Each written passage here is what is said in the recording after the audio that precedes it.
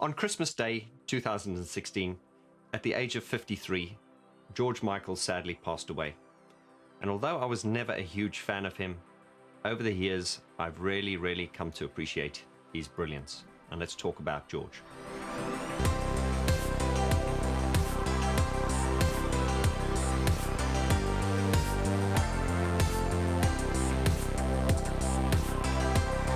Hello and welcome to Piano and Keyboard Artist, where we discuss the artists related to pianos, keyboards and synthesizers. I've never spoken about George Michael on the channel before, and I think it's about time. I always think about George Michael round about this time of the year, Christmas, and the sad thing, a real sort of sad coincidence, being that George actually passed away on Christmas Day back in 2016. This makes me think of the lyric as sung by Queen guitarist Brian May when referring to Freddie Mercury, "One by one, only the good die young." At 53 years old, it was a shock. It shook the music world. And let's talk a little bit about George Michael.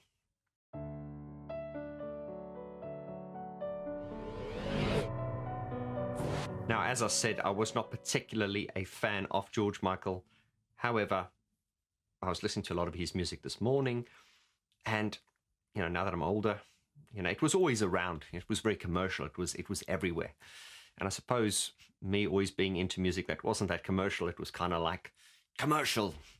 But forgetting all that, I think George's brilliance cannot be denied. I think when it comes to being a pop star, I think George would, as far as I'm concerned, tick every single box. He was devastatingly handsome, and his ability, not only as a songwriter, an arranger and producer, but also just his voice. I mean, I was listening to a lot of his songs this morning, and I just couldn't believe it. Something else that really struck me was just how well these songs have aged. When you listen to a song from 1984 or from that period, and you haven't listened to it in a long time, it often strikes you as to, oh, wow, this has aged really badly. However, George's songs, they're timeless. I mean, if you listen to it, like, I know it's been overplayed to death, but take like Careless Whisper, just listen to that. And even the older stuff like Club Tropicana and Bad Boys, woo, woo, woo, woo. What was that one? And the other one, Jones, John, dun, dun, dun, dun, dun, dun, dun, dun, dun, dun, dun, dun. Brilliant pop songs, and gotta have beat the beat. Absolutely brilliant. I've really been on a bit of a George Michael trip this morning, and one of the melodies, there are many of his songs, now that I think of it, that as I was listening to it, I'd be like, oh my God, that song. And I virtually knew all of them. And I thought, oh my God, these are all hits. And it made me realize that I haven't given George Michael the kind of attention and respect that I feel I needed to give him. But there are so many examples. And of course, this time of the year, being Christmas, Last Christmas by Wham is one of the few Christmas songs that doesn't annoy me. It's in stark contrast to, let's say, Mariah Carey's All I Want for Christmas Is You. This particular song, Last Christmas by Wham, and songs like Do They Know It's Christmas from Band Aid, those songs just never seem to annoy me. I always love them. If you are interested in watching that video, which I did last year for Christmas about Band Aid's Do They Know It's Christmas, click on the link in the description below. But for now, Last Christmas, as I say, is probably one of the Christmas songs that never annoys me. There are many reasons for that. I think it's just not cheesy. It has a sort of bitter sweetness to it. It's not a upbeat, cheesy Christmas song like, a lot of them. This has, as I say, it's bittersweet, and it has a sentimentality to it. Without even speaking, let me just bash out the melody and you'll see what I mean.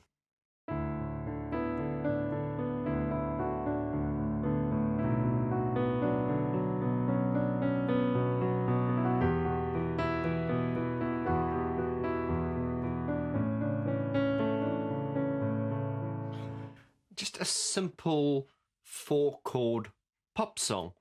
But as I say, it has this sentimentality and it has a sadness, a melancholy, almost like a somberness, but well, not somber, but it's emotional. And it is because of this emotional vibe and sound, and because it's not so overly cheesy, it does just have a timeless sound to it. It does, of course, have all the sleigh bells and some of the, the cliches, but when you strip the song back to just the piano, strip away all the production, and just listen to the melody, the thoughtfulness of it, and um, the timelessness of it, it's absolutely beautiful.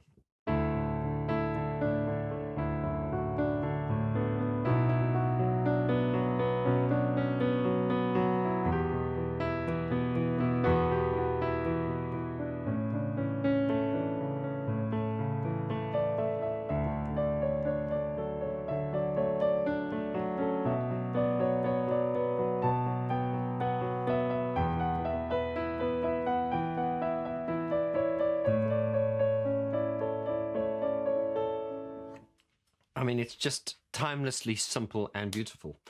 Another one that I mean, there's so many. We're not going to run through all his songs, obviously. But was it A Different Corner? I see love is a magical thing. And just the simplicity of that melody.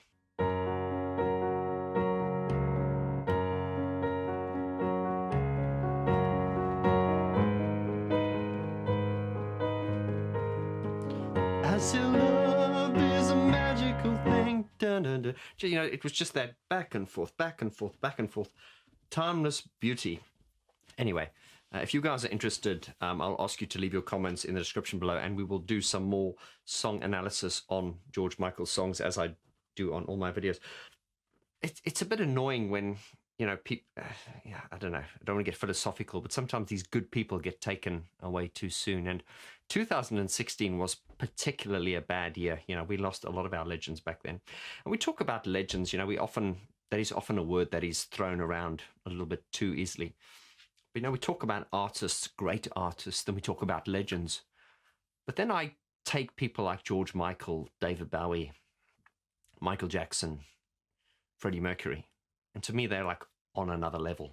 I mean, that is just like other level stuff as far as I'm concerned. And George Michael is comfortably, within that league. People often say things like, where are those great artists these days? And it's not something I want to get into because it's a highly debatable subject. But I do think that artists like Prince, David Bowie, George Michael, and maybe it's nostalgia on our part, but I think most people these days will agree that a lot of these artists, the names I've just mentioned, were on a completely different league, and George is definitely within that league himself. Something that often happens when people pass away is there's this saying that goes, everything comes out in the wash, meaning that, all the truth will be revealed. And George Michael's life was obviously, he had his share of, addictions and alcohol and, run-ins with the police and the famous Hampstead Heath, bathroom scene. Let's go outside. Of course, he did that song Outside as a sort of parody about the, he's being arrested in the Hampstead Heath shenanigans. But one of the most noticeable things that came out after, the passing of George Michael was what a good person he was, what a genuinely great guy he was. His intentions were genuinely good. And we found this, it only came out that after he passed away, that he was actually doing a lot of charity work.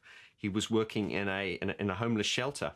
And what's interesting about that is when he got to this homeless shelter, the people that he worked with, they were forbidden to say anything, and respect to them for not sort of leaking the fact that he was working there.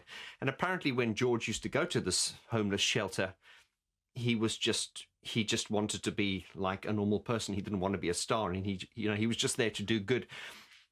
I guess what I'm trying to say about this is there was no virtue signaling from George Michael. He was absolutely well-intended. I hate to be cynical, but very often you get a lot of these celebrities or, A-listers and they go out there and they make these huge donations towards charity. Now, I'm not saying that their intentions aren't good, not all of them, But you do have to ask yourself, there are so many of them that make these donations, and they always have to go on record. Also bearing in mind that a lot of donations are tax deductible. And I'm being incredibly cynical now, I suppose, by saying this. But George Michael doing what he did, I always say, if you want to do good, do it the way George did it. He didn't do it to be seen. He did it out of the goodness of his heart to do the right thing. And it's only after he died that we realized the level of the good that he did. I guess what I'm saying is that George Michael was not virtue signaling. He was the real deal. The real deal in terms of being a great artist, being a good person, a completely well-rounded human being as far as I'm concerned. And this concludes my first video chat on George Michael. As I say, listening to his music today, I think I've really overlooked his brilliance.